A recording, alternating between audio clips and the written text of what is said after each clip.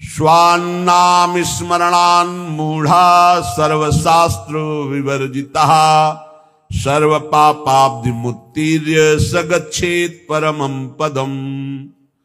जो स्वनाम अपने आराध्य देव के नाम का निरंतर जप करता है, कुछ ज्ञान उसको नहीं है।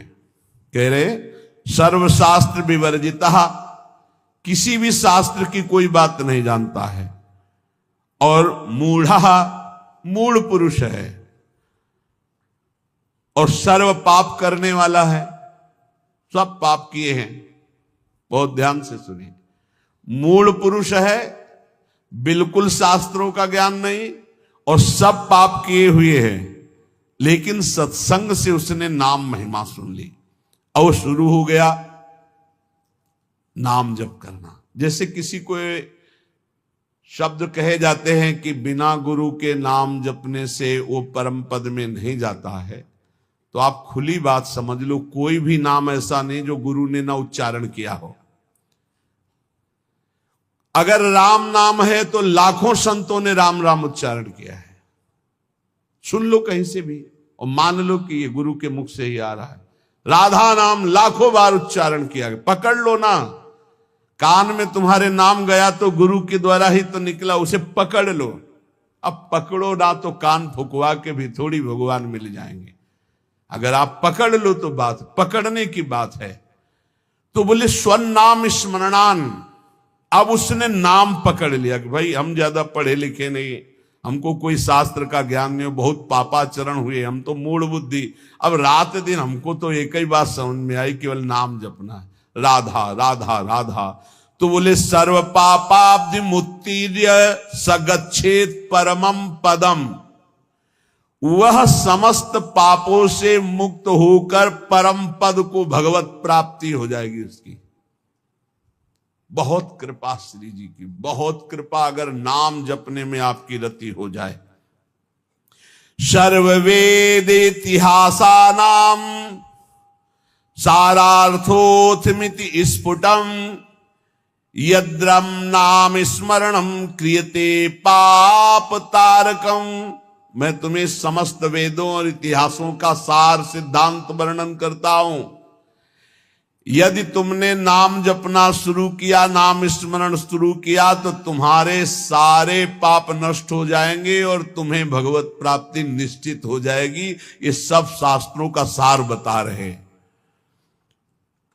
तो बोले छोटे मोटे पाप तो नष्ट हो जाते होंगे, लेकिन जैसे गर्भ हत्या है, भ्रूण हत्या, ये महापापों में है। इनको साधारण मत समझना, जल्दी प्रायश्चित कर लो, नहीं दुर्गति करा देंगे तुम्हारी। ये जो घर गृहस्थी परिवार वाले हैं, ये जो भ्रूण हत्या गर्भ हत्या को खिलवाड़ समझते हैं, ये शास्त्र में महापाप वर्णन किया गया है। फिर तुम्हारे यहां जब कर्म का फल तांडव करेगा तब कहोगे कि भगवान रक्षा नहीं करते और हमने कौन सा पाप किया है। फिर ऐसे ही बोलते हैं। देखो अपना रजिस्टर पीछे, इसी जन्म का रजिस्टर देखो, कैसे कैसे पाप किए हैं तुमने। तो बोले यदि कहीं ऐसे पाप हो गए, ब्रह्म हत्या पाप हो गया, इनका क्या, इनको कैसे मिटा, ये तो बड़े पापों में है। तो बोले तावत गर्जन्ति पापानि ब्रह्म हत्या समानि च न यावत प्रोच्यते नाम रामचंद्र तव स्फुटम। हे प्रभु, जब तक उसने आजीवन नाम जपने का नियम नहीं लिया, तभी तक ये पाप उसका सर्वनाश करने पर तुल जाएंगे। और जहां निश्चय लिया कि आज से एक भी श्वास नाम के बिना, तो उसे और कोई प्रायश्चित करने की जरूरत नहीं। नाम संकीर्तनम यस्य सर्व पाप प्रणाशनम, सारे पापों से उसकी मुक्ति मिल जाएगी। बोले त्वन्नाम गर्जनम श्रुत्वा महापातक कुंजराहा पलायन्ते महाराज कुत्रचित स्थान लिप्सया। हे प्रभु, आपका नाम जब उपासक जपने लगता है तो मानो सिंह की गर्जना है। नाम जपना सिंह की गर्जना है। तो महापातक गजराज है। भारी सिंह की गर्जना सुनकर जैसे गजराज छिपने के लिए भाग पड़ता है, ऐसे पाप नष्ट हो जाते हैं, पाप भाग जाते हैं, उसके हृदय में अपना स्थान नहीं बनाते जहां नाम चलता है। इसलिए तावत पाप भी पुंसाम कातराणाम सुपापिनाम यावन्न वदते वाचा राम नाम मनोहरम। हे प्रभु, जितने पाप हैं वो सब कंपायमान होने लगते हैं जब कोई उपासक ये निर्णय कर लेता है कि अब तो सब साधन एक तरफ, अब तो हम केवल नाम जप करेंगे, सब पाप थर्रा जाते हैं। कई बार कहा है कि और सब साधन करने में मन लगेगा लेकिन निरंतर नाम जप करने का मन स्वीकार नहीं करे। नाम जप का नियम लिया तो पाप थर्रा जाएंगे। तावत पाप भिया पुंसाम कातराणाम सुपापिनाम यावन्न वदते वाचा राम नाम मनोहरम। हे मन का हरण करने वाले प्रभु, आपके नाम का जप करने का जब तक नियम नहीं लिया, उच्चारण करने का भाव नहीं किया, तभी तक ये पाप है, नहीं तो थर्रा कर कंपायमान होकर ये सब नष्ट हो जाएंगे जब नाम कीर्तन होगा, जब नाम जप होगा। ये महापुरुषों की वाणी है। पापी किसे कहते हैं? बोले ये लोक द्वेषिणो मूर्खा कुमार गरत बुद्धया ये राजन दुर्जना गेया सर्वधर्म बहिष्कृता। पापी कौन है? तो बोले जो अपनी बुद्धि से सदा गंदी बात सोचता रहता है, गलत बात सोचता रहता, शास्त्र विरुद्ध, दूसरे का धन अपहरण कैसे करें, दूसरे से भोग का अपहरण कैसे करें, जो दूसरों से सुख लेने के लिए ही पाप बुद्धि सोचता रहता है, कुमार्गगामी है। जो हर किसी को दुख देने के लिए तैयार है, सुख भोगने के लिए दूसरों को दुख देने के लिए तैयार है। और जो मूर्ख है, शास्त्र विरुद्ध आचरण करता है, कोई भी धर्म स्वीकार नहीं करता, ऐसे सर्व शास्त्र सर्व धर्म बहिष्कृत पुरुष को पापी कहा गया है।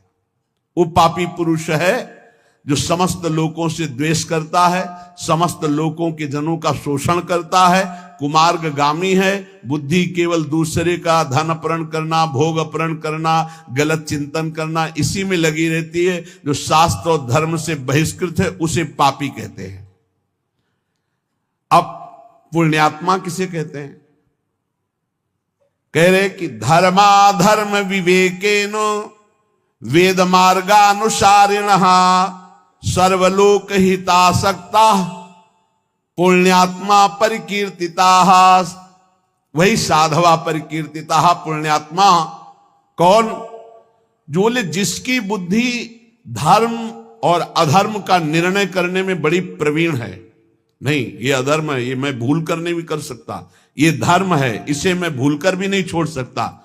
जिसकी बुद्धि धर्माधर्म विवेक न वेद मार्गानुसारिणा, जो शास्त्र के अनुसार बुद्धि निर्णय करती है कि धर्म किसे, तस्मात् शास्त्रम प्रमाणम ते कार्याकार्यो व्यवस्थित हो। कार्य और अकार्य की व्यवस्था शास्त्र में की गई। जो शास्त्र के अनुसार चलते हैं, जिनका विवेक ये काम करता है कि ये पाप आचरण मैं कभी नहीं करूंगा, ये पुण्य आचरण धर्माचरण इसको कभी नहीं छोड़ूंगा, जो सब लोगों का हित सोचता है, जो दूसरों को सुख प्रदान करता है, परहित करता है, उसे ही पुण्यात्मा कहते हैं। साधुजन उसे ही पुण्यात्मा कहते हैं। पापी कौन? पुण्यात्मा कौन? अब बोले महात्मा कौन? महात्मा किसे कहते हैं? बोले सर्वलोक हितासक्ता साधवा परिकीर्तिता हरिभक्ति करम यत्तत् सद्भिश्च परिरंजितम आत्मना प्रीति जनकम तत्पुण्यम परिकीर्तितम।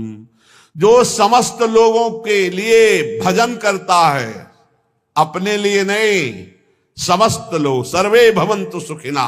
महात्मा किसे कहते हैं? सुना, पापात्मा महात्मा किसे कहते हैं? भजन अपने लिए महात्मा नहीं करता, सबके लिए भजन करता है। इसीलिए सब उसे नमस्कार करते, सब प्राणों से अधिक प्यार करते हैं, क्योंकि वो अपने भजन का सर्वस्व वो लोगों को दान करता। सर्वे भवन्तु सुखिना, सब निरोग हो, सब स्वस्थ हो, सबकी बुद्धि आनंद में भगवान में लगे, कभी कोई पापाचरण न करे, कभी कोई रोग शोक किसी को न हो। ऐसे महात्मा भजन करके अपना भजन जो जनहित के लिए देते रहते हैं उन्हें महात्मा कहते हैं। जो संपूर्ण जगत भगवान का स्वरूप है ऐसा मानते हैं उन्हें महात्मा कहते हैं। जो निरंतर भगवान के स्मरण में मगन है उन्हें महात्मा कहते हैं। जो विधि पूर्वक भगवान की पूजा श्रद्धा भक्ति करते हैं उन्हें महात्मा कहते हैं। और जो समता शत्रु मित्रेषु वसित्वं च तथा नृप यदृच्छा लाभ संतुष्टि शांति परिकीर्तितः, वही महात्मा है जो शत्रु और मित्र में समान भाव रखता है, जो अपनी इंद्रियों को बस में रख के कभी भूल कर भी कोई पापाचरण नहीं करता, और भगवान की इच्छा से जो दुख सुख मिल जाए उसे गंभीर भाव से सह जाता है। ऐसी परम शांति स्थिति जिसको प्राप्त हो चुकी है उसे महात्मा कहते हैं। अब कह रहे सन्यासी किसे कहते हैं, पापात्मा किसे कहते, पुण्यात्मा किसे कहते, महात्मा किसे कहते, और सन्यासी किसे कहते हैं?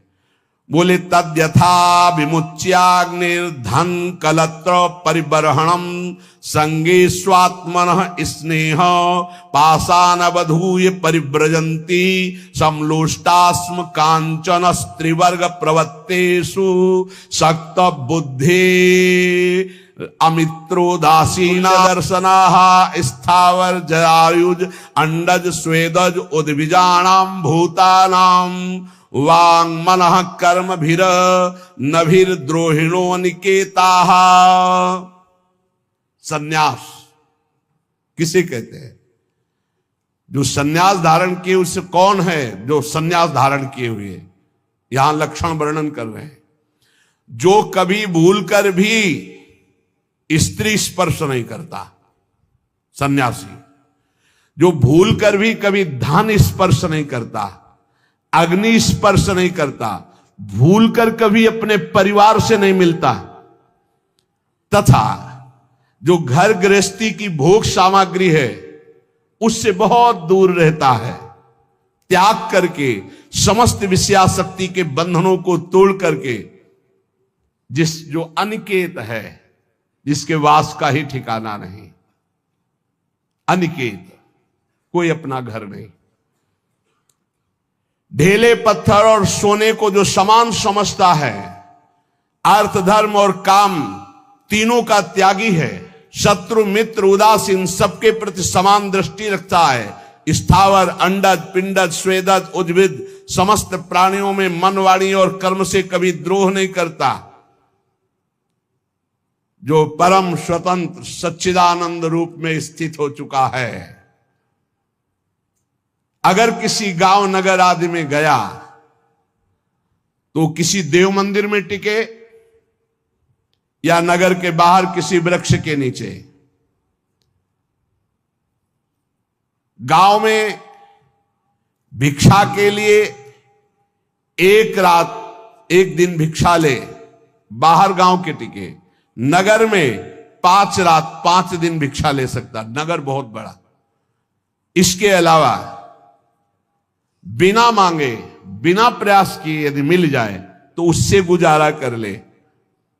काम क्रोध दर्प लोभ मोह कृपणता दंभ निंदा अभिमान हिंसा आदि से जो पूर्ण दूर है उसे सन्यासी कहते हैं।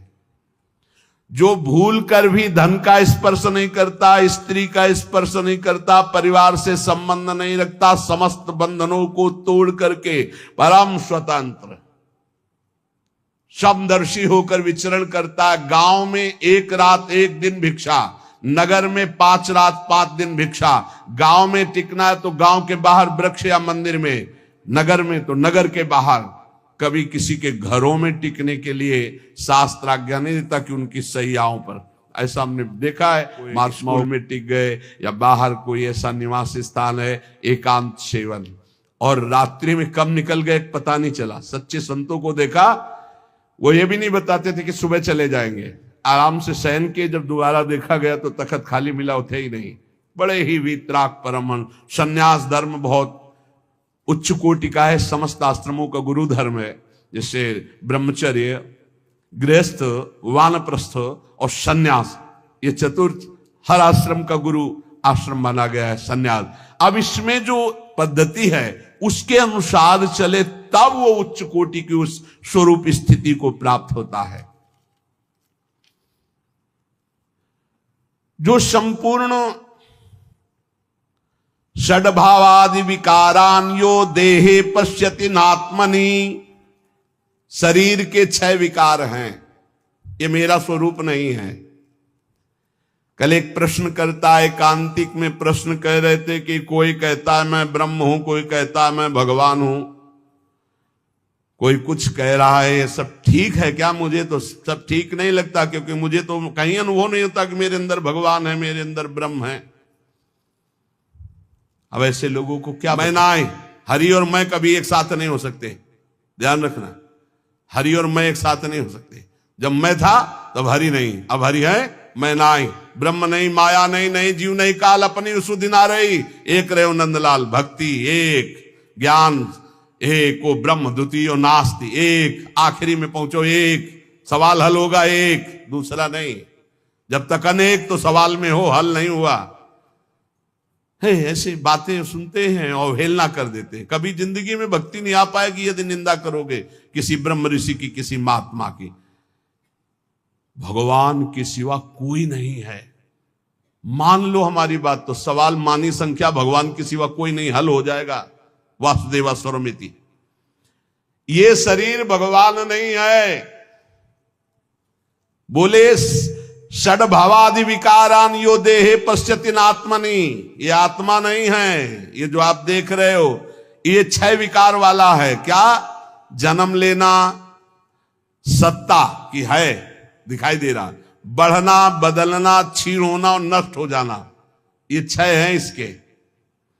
षड्भावादि विकारान यो देहे पश्यति नात्मनि, जो जन्म होता है और है, ये शरीर दिखाई दे रहा है और बढ़ रहा है, फिर बदल रहा है और फिर नष्ट हो जाता है, उसे शरीर कहते हैं। वो मैं कभी नहीं हो सकता, मैं अविनाशी हूं, तो मैं शरीर नहीं हो सकता।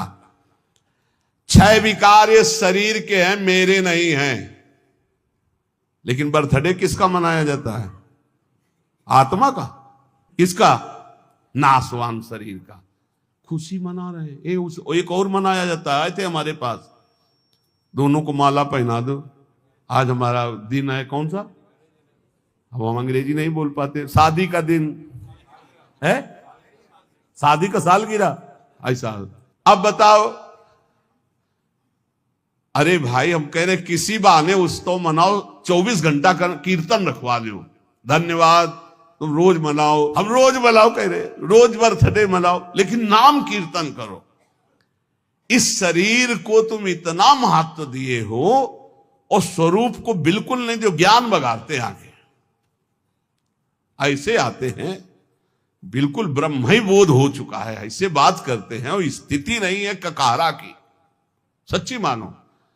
अब जैसे अपने लोगों को पता चलता है, जैसे आप बात कर रहे हैं तो पता चल रहा है आपकी स्थिति क्या, वहां बुद्धि से थोड़ी, वहां तो स्थिति पता चलता है। भैया सुगंध होती है और एक होता है नकली फूल। तो नकली फूल को चाहे जितना नाक में सूंघो नहीं, नाक में घुसे फिर भी गंध नहीं आने वाली। असली फूल दूर ही से पता चलता है कि इसमें गंध है। ऐसे ही ब्रह्मबोध संपन्न या ब्रह्मबोध की वार्ता करने वाले का अलग स्वरूप होता है। पक्का समझ लो, ये जो जन्म लेता है, जो ये है शरीर, बदलता। कैसे बदल रहा है? एक दिन मुछ नहीं थी, फिर मुछ आई, फिर एक दिन कुछ नहीं। कैसा इसका खेल है, कैसा इसका खेल है। और इसी को मैं माने हुए हैं। हे भाई, ये जो शरीर है ये 6 विकारों से युक्त है, ये नष्ट हो जाएगा, ये तुम नहीं हो पक्का। आगे कह रहे, इसके क्षुधा, तृषा, सुख, दुख, भय और मृत्यु ये होना ही है। ये विकार तुम्हें क्षुध, सुखम, भयम, दुखम, प्राण बुद्धिर निरीक्षते। ये जो शरीर है इसके 6 ये है। और अंतिम सुनो, ये भूख से, प्यास से, सुख दुख से, भय से जो व्याकुल रहते हैं, ये प्राण है, तुम नहीं हो। न तुम्हें भूख लगती, न तुम्हें प्यास लगती, न तुम्हें भय है, न शोक है, न तुम्हारी मृत्यु है। तुम अलग हो। सांसारिक धर्म तेरे को स्पर्श नहीं कर सकते। अगर तू गुरु की शरण में होकर ये बात जान जाए तो तू क्या है समझिए। बोले पश्यन्ति ये सर्व गुहाशयस्थम त्वाम चिद घनम सत्यम अनंतमेकम अलेपकम सर्वगतम वरेण्यम तेसाम हृदब्जे सहसीतया बस। तू चिदघन स्वरूप है, चिदानंद है। चिदघन में कोई प्रहार नहीं हो सकता। तू सत्य स्वरूप है, तेरे में कभी काम क्रोध नहीं हो सकता। तू अनंत महिमामय है, तू अनंत का बच्चा है, तू एक है, तू निर्लेप है और तू ही सर्वगत है, तू ही स्तुत्य है। स्तुति तेरी करने लायक इस शरीर की नहीं। ऐसा तो परमेश्वर स्वरूप है। अब आप समझ लीजिए, जब आप खोजोगे तो खोजने वाला नहीं रह जाता, जिसकी खोज की जाती है वही रह जाता है।